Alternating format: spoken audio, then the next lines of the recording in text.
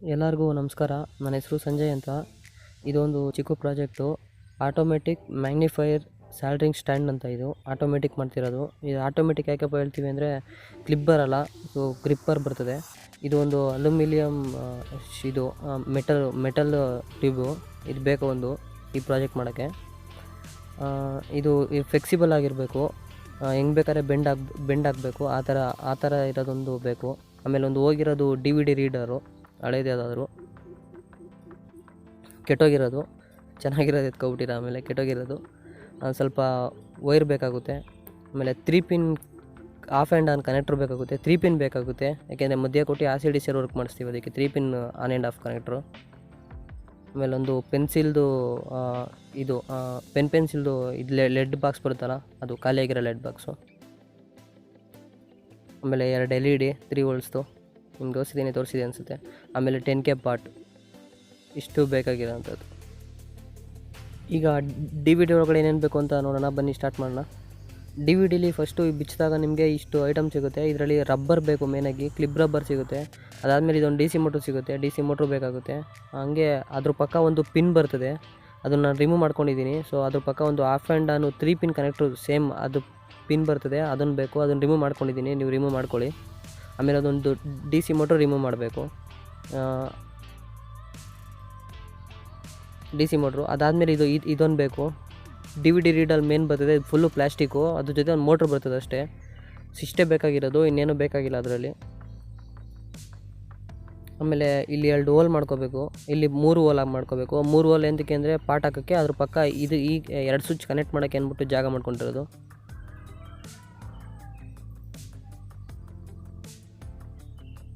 ಆಮೇಲೆ ಒಂದು 5 volts DC socket ಬೇಕಾಗುತ್ತೆ. ಈಗ DC ಮೋಟ್ರ್ ರಿಮೂವ್ ಮಾಡ್ಕೊಳ್ಳೋಣ.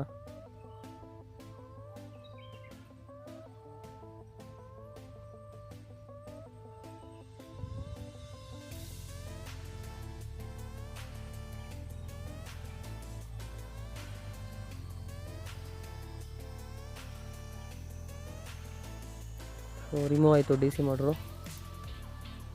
ಇವಾಗ DC ಮೋಟ್ರು ಅದಕ್ಕೊಂದು ಪ್ಲೇಸ್ ಇದೆ, ಆ ಪ್ಲೇಸ್ಗೆ ಹಾಕ್ಬಿಡೋಣ ಅದನ್ನು. ಅದು ಅಲ್ಲೇ ಇರ್ತದೆ. ಸೊ ಸರ್ಕ್ಯೂಟ್ ಸಮೇತ ಎತ್ಕೊಂಡಿರ್ತೀವಿ, ಬಟ್ ಸರ್ಕ್ಯೂಟ್ ಅನ್ಬೇಡ, ಜಸ್ಟ್ DC ಮೋಟ್ರ್ ಸಿಗೋದು ಸಾಕು. ಅದು ಹಂಗೆ ಒಂದು ಬೆಲ್ಟ್ ಬರ್ತದೆ ಆ DVD ರೀಡರ್ ಒಳಗಡೆ, ಅದನ್ನ ಹಂಗೆ ಹಾಕ್ಬಿಡ್ಬೇಕು. ಹೆಂಗೆ ರಿಮೂವ್ ಮಾಡಿರ್ತೀವೋ ಅದನ್ನ ಹಂಗೆ ಹಾಕ್ಬಿಡ್ಬೇಕು. ಸರ್ಕ್ಯೂಟ್ ಮಾತ್ರ ಸಪ್ರೇಟ್ ಮಾಡ್ಕೋಬೇಕು. ಇದು ಮ್ಯಾಗ್ನಿಫೈಯರ್ ಸ್ಟ್ಯಾಂಡ್ ಯಾಕಪ್ಪ ಅಂದರೆ, ಈಗ ನಮಗೆ ಒಂದು ಬೋರ್ಡ್ನ ಗ್ರಿಪ್ಪಾಗಿ ಸ್ಯಾಲ್ಡ್ರಿಂಗ್ ಮಾಡೋಕ್ಕೆ ಆಗ್ತಿರಲ್ಲ, ಕ್ಲಿಪ್ ಹಿಡ್ಕೋಬೇಕಾಗುತ್ತೆ. ಇದು ಕ್ಲಿಪ್ ಬರಲ್ಲ, ಇದು ಆಟೋಮೆಟಿಕ್ಕಾಗಿ ಅದೇ ಹೋಗಿ ಗ್ರಿಪ್ ಹಿಡಿತದೆ. ನಿಮಗೆ ಅದು ತೋರಿಸ್ತೀನಿ. ಇವಾಗ ಸ್ಯಾಲ್ಡ್ರಿಂಗ್ಗೆ ಎರಡು ಇದು ಸ್ಯಾಲ್ಡ್ರಿಂಗ್ ಹೆಂಗೆ ಅಂದರೆ, ಇದು ಫಾರ್ವರ್ಡು ಆಗಬೇಕು, ರಿವರ್ಸ್ ಹೋಗಬೇಕು. ಅದಕ್ಕೆ 2 ಲೀಡ್ಗೂ ಪ್ಲಸ್ಸು ಮೈನಸ್ಸು, ಪಕ್ಕದ ಲೀಡ್ಗೂ ಪ್ಲಸ್ಸು ಮೈನಸ್ 2 ವೈರ್ನ ಸ್ಯಾಲ್ಡ್ರಿಂಗ್ ಮಾಡ್ಕೋಬೇಕು ನೀವು. ನೋಡಿ, ನಾನು 1 ಲೀಡ್ಗೆ ಪ್ಲಸ್ಸು ಮೈನಸ್ 2 ವೈರ್ನು ಸ್ಯಾಲ್ಡ್ರಿಂಗ್ ಮಾಡ್ತಾಯಿದ್ದೀನಿ. ನೀವು ಹಂಗೆ ಸ್ಯಾಲ್ಡ್ರಿಂಗ್ ಮಾಡ್ಕೋಬೇಕು. 2 ಲೀಡ್ಗೂ ಪ್ಲಸ್ಸು ಮೈನಸ್ಸು, ಪಕ್ಕದ ಲೀಡ್ಗೂ ಪ್ಲಸ್ಸು ಮೈನಸ್ಸು 2 ನೋಡಿ ಈ ಥರ ಬರ್ತದೆ. ಈ ಕಡೆಗೂ ಪ್ಲಸ್ಸು ಮೈನಸ್ 2 ವೈರು, ಆ ಕಡೆಗೂ ಪ್ಲಸ್ಸು ಮೈನಸ್ 2 ವೈರು. 2 ಹೋಲ್ ಮಾಡ್ಕೊಳ್ಳಿ ಅಂದಿದೆ ಅಲ್ವಾ, ಅದಕ್ಕೆ ಒಂದು ಈಗ ಇದು ಬರೀತೀನಿ ನೋಡಿ, ಗ್ರಾಫ್. ಹಿಂಗೆ ಗ್ರಾಫ್ ಬರೀ ತೋರಿಸ್ತೀನಿ ನಿಮ್ಗೆ, ಹಂಗೆ ಅರ್ಥ ಆಗೋಲ್ಲ. ಇದು ಯಾಕಪ್ಪ ಅಂದರೆ, ಇಲ್ಲಿ ಹೋಲ್ಗೆ ಎರಡು ಪಾಸಿಟಿವ್ ಹಾಕೋಬೇಕು, ನೆಗೆಟಿವ್ ಒಂದು ಸೈಡ್ ಹಾಕೋಬೇಕು. 2 ಸ್ವಿಚ್ಚಿಂದ ಇದನ್ನು ಆಪ್ರೇಟ್ ಮಾಡ್ತೀವಿ ನಾವು. 2 ಸ್ವಿಚ್ಚಿಂದ ಏನಕ್ಕೆ ಅಂದರೆ, ನಮಗೆ ಇದು ಫಾರ್ವರ್ಡು ಬೇಕು, ರಿವರ್ಸು ಬೇಕು. ಯಾಕೆಂದರೆ ಇದು ಮೋಟ್ರು ಆಚೆನೂ ಬರಬೇಕು, ಒಳಗಡೆನೂ ಹೋಗಬೇಕು. ಒಂದೇ ಸ್ವಿಚ್ ತೊಗೋಬೋದಿತ್ತು, ಬಟ್ ನನ್ನ ಹತ್ರ ಸುಮ್ಮನೆ ವೇಸ್ಟ್ ಆಗುತ್ತೆ, ಅದಕ್ಕೆ ಅದನ್ನು ಯೂಸ್ ಮಾಡ್ತಾಯಿದ್ದೀನಿ.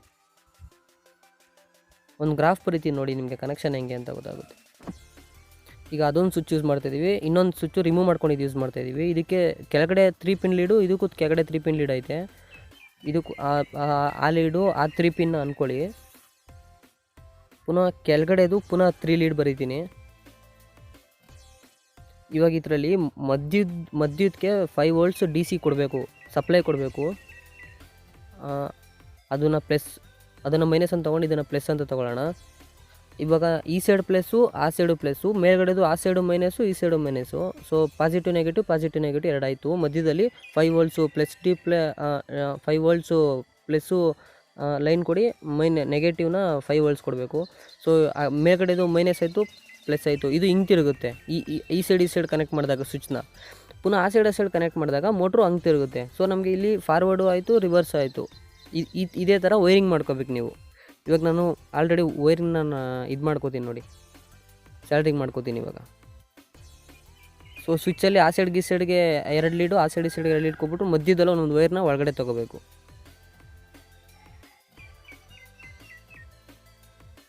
ಸೊ ನಾನು ಇವಾಗ ಅಲ್ಲಿ ಆಲ್ರೆಡಿ ಮಾಡ್ಕೊಂಡಾಯಿತು, ನಿಮ್ಗೆ ತೋರಿಸ್ತೀನಿ ಈಗ ಹೆಂಗೆ ಅಂತ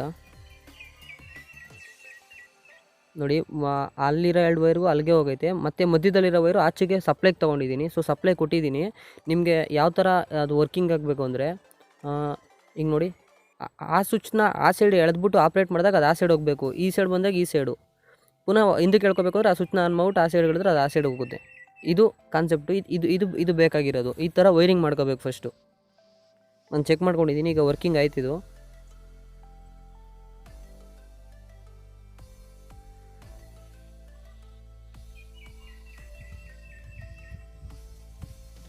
ಇವಾಗ ಇದು ಪೆನ್ಸಿಲ್ದು ಇದು ತೊಗೊಂಡು ಅದು ಗ್ರಿಪ್ಪರ್ಗೆ ಅಂದ್ಬಿಟ್ಟು ಮಧ್ಯಕ್ಕೆ ತಂದ್ಬಿಟ್ಟು ಒಂದು ಮಾರ್ಕ್ ಹಾಕೊಂಡು ಕಟ್ ಮಾಡಬೇಕು ಅದನ್ನು ನೀವೇ ನೋಡಿ. ಅದು ಇವಾಗ ಅದನ್ನು ಮೂವ್ ಮಾಡಿದ್ರೆ ಕರೆಕ್ಟಾಗಿ ಮಧ್ಯಕ್ಕೆ ಮಾರ್ಕ್ ಹಾಕೊಂಡು ಕಟ್ ಮಾಡ್ಕೋಬೇಕು ಅದನ್ನು. ಇದು ಯಾಕೆ ಯೂಸು ಅಂದರೆ ಯಾವ್ದಾರ ಒಂದು ಸರ್ಕ್ಯೂಟ್ನ ಕೈಲಿಟ್ಕೊಂಡು ಸ್ಯಾಲ್ಡಿಂಗ್ ಮಾಡೋಕ್ಕಾಗಲ್ಲ. ಸೊ ಆ ಗ್ರಿಪ್ನ ಇದನ್ನು ತಗೊಳ್ಳಿ ಅಂತ ಇದನ್ನು ಮಾಡ್ತಾ ಇರೋದು. ಈ ಮ್ಯಾಗ್ನಿಫೈಯರ್ ಸ್ಟ್ಯಾಂಡ್ ಸಿಗುತ್ತೆ ನಿಮಗೆ, ಬಟ್ ಅದು ಕ್ಲಿಪ್ ಸಿಗುತ್ತೆ.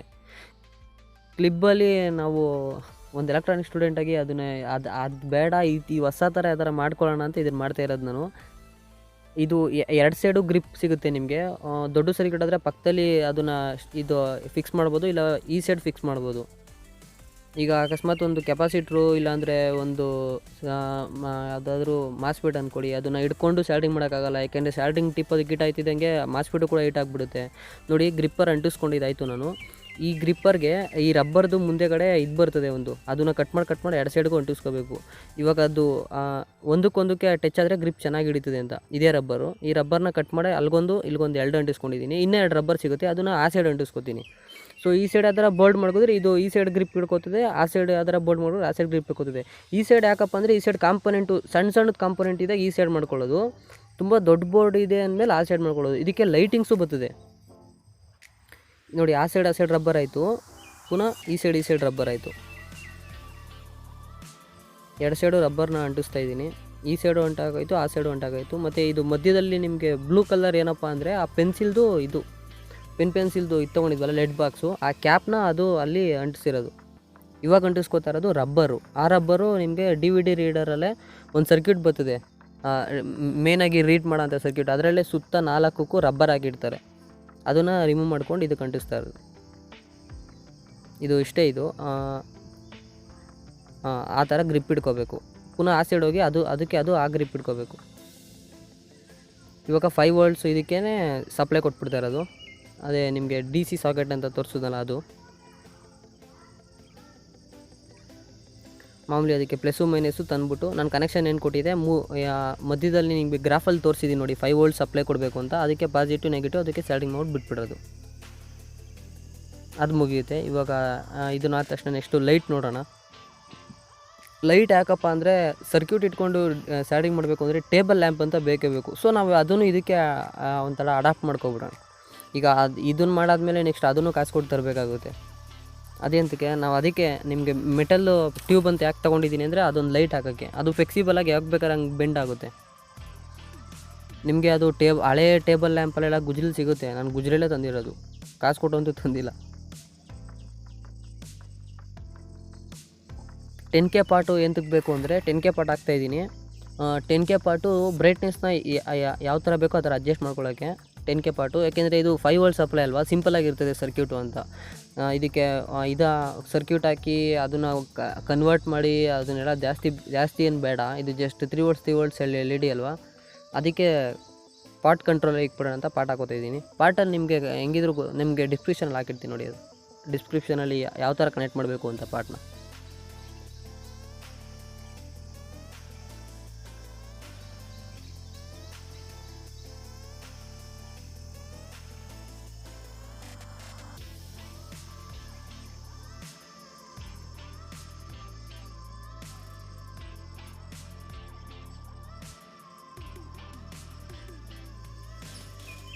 ಪಾಟ್ ಹಾಕೊಂಡ್ಮೇಲೆ ನೆಕ್ಸ್ಟು ಈಗ ಏನಿಲ್ಲ, ಪಾಟ್ ಹೆಂಗೆ ಕೊಡ್ತೀವಿ ಗೊತ್ತಾ, ಇವಾಗ ಯಾವ್ದಾದ್ರು ಒಂದು ವೈರಿಗೆ ನೀವು ಸ್ವಿಚ್ ಕನೆಕ್ಟ್ ಮಾಡ್ತೀರಲ್ಲ, ಆ ಥರ ಪಾಸಿಟಿವ್ ನೆಗೆಟಿವ್ ಅಂತೇನಿಲ್ಲ, ಯಾವುದಕ್ಕಾರ ಪಾಟ್ ಕೊಟ್ಕೊಳ್ಳಿ, ಸ್ವಿಚ್ ಥರ ಪಾಟ್ನ ಕನೆಕ್ಟ್ ಮಾಡಿ ಅಷ್ಟೇ ಇದು. ಸೊ 2 ವೈರು ಲೈಟಿಂದ ಬಂದು ಅದರಲ್ಲಿ ಮೈನಸ್ಸು ಪಾಸಿಟಿವ್ ನೆಗೆಟಿವ್ ಒಂದು ಪಾರ್ಟ್ಗೆ ಹೋಗಲಿ. ಪಾರ್ಟಲ್ಲಿ ಟೋಟಲ್ಲು 3 ಲೀಡ್ಸ್ ಇರುತ್ತೆ, 2 ಕಾಮನ್ನು, ಒಂದು ಮಾತ್ರ ಗ್ರೌಂಡ್ಗೆ ಒಂದು ಕೊಡಿ, ಒಂದು ಕಾಮನ್ಗೆ ಒಂದು ಪಾಯಿಂಟ್ ಕೊಟ್ಬಿಟ್ಟು ಇನ್ನೊಂದು ಪಾಯಿಂಟ್ನ ಎಳ್ಕೊಬರ್ಬೇಕು ಇಲ್ಲಿಗೆ. ಮಧ್ಯದಲ್ಲಿ ಸ್ವಿಚ್ ಕೊಟ್ಟಂಗೆ ಅಷ್ಟೇ ಪಾರ್ಟ್ನ ಕೊಟ್ಬಿಟ್ರೆ ಮುಗೀತು. ಅದನ್ನು ಡೈರೆಕ್ಟಾಗಿ 5 ವೋಲ್ಟ್ ಸಪ್ಲೈ ಕೊಟ್ರೆ ಆಗುತ್ತೆ. ಯಾಕೆಂದರೆ ನಾವು 3 ವೋಲ್ಟ್ಸ್ LED ಕೊಟ್ಟಿದ್ದೀವಲ್ಲ, 2 ಹಾಕಿದ್ದೀವಿ. ಸೊ ನಮ್ಮದು ಆ್ಯಂಪಿಯರು ಕಮ್ಮಿ. ಇದು 5 ವೋಲ್ಟ್ಸು ನಿಮಗೆ ಅಡಾಪ್ಟರ್ ಏನಿಲ್ಲ ಅಂದರೂ ಒಂದು 5 ವೋಲ್ಟ್ಸ್ 500 ಮಿಲಿ ಆ್ಯಂಪಿಯರ್ ಅಡಾಪ್ಟರ್ ಮಸ್ತಾಗೋಯ್ತು ಇದಕ್ಕೆ. ಇಲ್ಲಾಂದರೆ ನಿಮ್ಮ ಹತ್ರ ಏನಾದರೂ ಚಾರ್ಜಿಂಗ್ದು ಇದಿತ್ತು ಅಂದರೆ ಅದಕ್ಕೆ ಒಂದು DC ಪಿನ್ನ ತಂದುಬಿಟ್ಟು ಪಾಸಿಟಿವ್ ನೆಗೆಟಿವ್ ಚಾರ್ಜಿಂಗ್ ಮಾಡ್ಕೊಬಿಟ್ರೆ ಅದೇ ಬೇಕಾದ್ರೆ ಸಪ್ಲೈ ಆಗಿಬಿಡುತ್ತೆ ನಿಮಗೆ. ಚಾರ್ಜಿಂಗ್ದು ಮಾಡ್ಬೋದು, ಬಟ್ ನನ್ನ ಹತ್ರ ಇರಲಿಲ್ಲ, ಅದಕ್ಕೆ ಮಾಡಿಲ್ಲ ಅಷ್ಟೇ. ಲೈಟ್ನ ಚಾರ್ಜಿಂಗ್ ಮಾಡ್ಕೊಳ್ಳಿ ಇವಾಗ ಇದು ಈ ಥರ. ಅದನ್ನು ಮೆಟಲ್ ಟ್ಯೂಬ್ನ ಅದಕ್ಕೆ ಅಂಟಿಸ್ಕೊಂಡಿದ್ದೀನಿ ಇದಕ್ಕೆ. ನಿಮಗೆ ಫೈನಲ್ ಆಗಿ ಇದು ಕಾಣಿಸ್ಬೇಕಾದ್ರೆ ಗೊತ್ತಾಗುತ್ತೆ ಇದು ಹೆಂಗೆ ಏನು ಕತೆ ಇದ್ರದ್ದು ಅಂತ. ಅಲ್ಲಿವರೆಗೂ ಗೊತ್ತಾಗಲ್ಲ ಇದೇನು ಅಂತ. ಆ ವೈರ್ ಚಾರ್ಜಿಂಗ್ ಮಾಡ್ಕೊತಿದ್ದೀನಲ್ಲ, ಅದು ಟ್ಯೂಬ್ ಒಳಗಡೆನೇ ಹೋಗೈತೆ ವೈರು. ಟ್ಯೂಬ್ ಒಳಗಡೆ ಹೋಗಿ ಅಲ್ಲಿಂದ ಪಾರ್ಟ್ಗೆ ಹೋಗಿ ಪಾರ್ಟಿಂದ ಸಪ್ಲೈಗೆ ಹೋಗೈತೆ.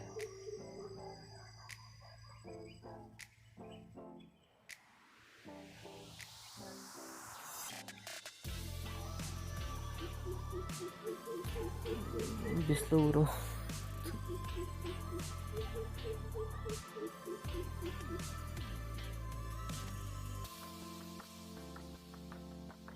ಸ್ಯಾಲ್ಡ್ರಿಂಗ್ ಆಯಿತು. ಇವಾಗ ಇದು ಕಂಪ್ಲೀಟ್ ಆಯಿತು ಅಷ್ಟೇ. ಇದು ಇವಾಗ ಸಪ್ಲೈ ಕೊಟ್ಬಿಟ್ರೆ ಮುಗೀತು ಇದರಲ್ಲಿ. ಅಲ್ಲಿಗೆ ಸಪ್ಲೈಗೆ ಒಂದು DC ಪಿನ ಅಲ್ಲಿಗೆ ಅಂಟಿಸ್ಕೊಂಡಿದ್ದೀನಿ ಫೆವಿಕ್ವಿಕ್ ಹಾಕಿ.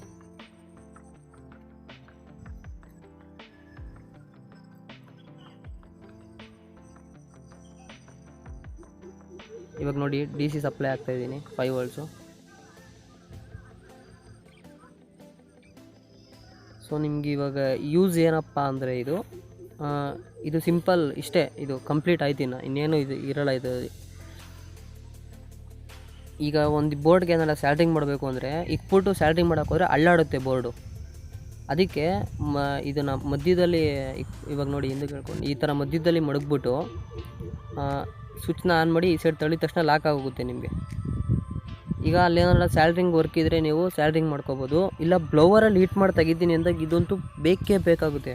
ನಿಮ್ಗೆ ಇದಿಲ್ಲ ಅಂದರೂ ಮ್ಯಾಗ್ನಿಫೈಯರ್ ಯೂಸ್ ಮಾಡ್ತಿರ್ತೀರ. ಬಟ್ ನಾವು ಒಂದು ಸ್ವಲ್ಪ ಎಲೆಕ್ಟ್ರಾನಿಕ್ ಸ್ಟೂಡೆಂಟ್ ಆಗೋದ್ರಿಂದ ಮ್ಯಾಗ್ನಿಫೈಯರ್ ಎಂತಕ್ಕೆ, ನಾವು ಕ್ಲಿಪ್ನ ನಾವೇ ಹಿಡಿಬೇಕು, ನಾವೇ ಹಿಡ್ಕೋಬೇಕು. ಆ ಕ್ಲಿಪ್ನ ಓಪನ್ ಮಾಡಿ ಇದನ್ನು ಲಾಕ್ ಹಾಕಿ ಪುನಃ ಲಾಕ್ ಮಾಡ್ಕೋಬೇಕು. ನಾನು ಅದಕ್ಕೆ ಇದನ್ನು ಒಂಥರ ಆಟೋಮೆಟಿಕ್ಕಾಗಿ ಇರಲಿ ಅಂತ ಇದನ್ನು ಮಾಡಿದ್ದೀನಿ.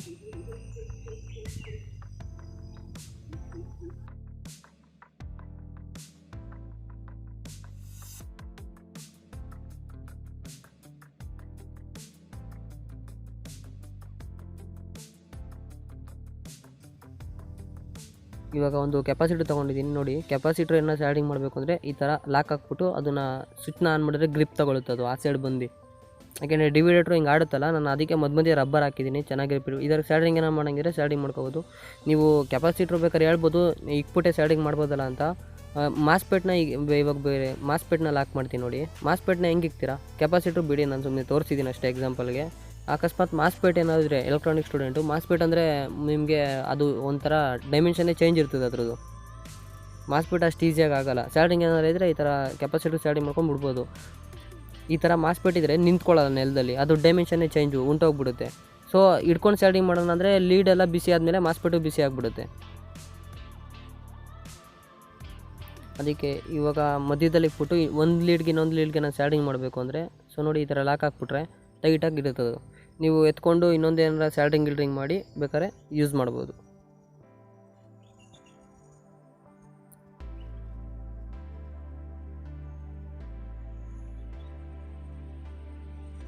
ಇದನ್ನೇ ಮಾಡಿದ್ದು. ಈ ಸೈಡ್ ಬಂದು ಬೋಲ್ಡು ನೋಡಿ, ಅಲ್ಲಿ ಬೋಲ್ಡ್ ಹಿಡಿಯಲ್ಲ, ಜಾಗ ಅಷ್ಟಿಲ್ಲ. ಅದಕ್ಕೆ ಈ ಸೈಡು ಬೋಲ್ಡ್ ಏನಾರ ಇದು ಹಿಡ್ಕೋಬೇಕು ಅಂದರೆ ನೋಡಿ ಇವಾಗ ಈ ಥರ ಇಡಬೇಕು ಬೋರ್ಡ್ನ. ಸೊ ಹಿಂದೆ ಕಡೆ ಥ್ರೂ ಹೋಲ್ಸ್ ಕಾಂಪೋನೆಂಟ್ಸ್ ಇರ್ತದೆ. ಥ್ರೂ ಹೋಲ್ಸ್ ಕಾಂಪೋನೆಂಟ್ ಇದ್ದಾಗ ಅಮ್ಕಿದ್ರೆ ಅಲ್ಲಿ ಮುಂದೆ ಒಂಥರ ಮುಂದೆ ಹೋಗುತ್ತೆ, ಇಲ್ಲ ಹಿಂದಕ್ಕೆ ಬಂದರೆ ಹಿಂದೆ ಬರ್ತದೆ, ಅಳ್ಳಾಡುತ್ತೆ ಒಟ್ಟಿನಲ್ಲಿ. ಈ ಥರ ಫಿಕ್ಸ್ ಮಾಡ್ಕೋಬೋದು.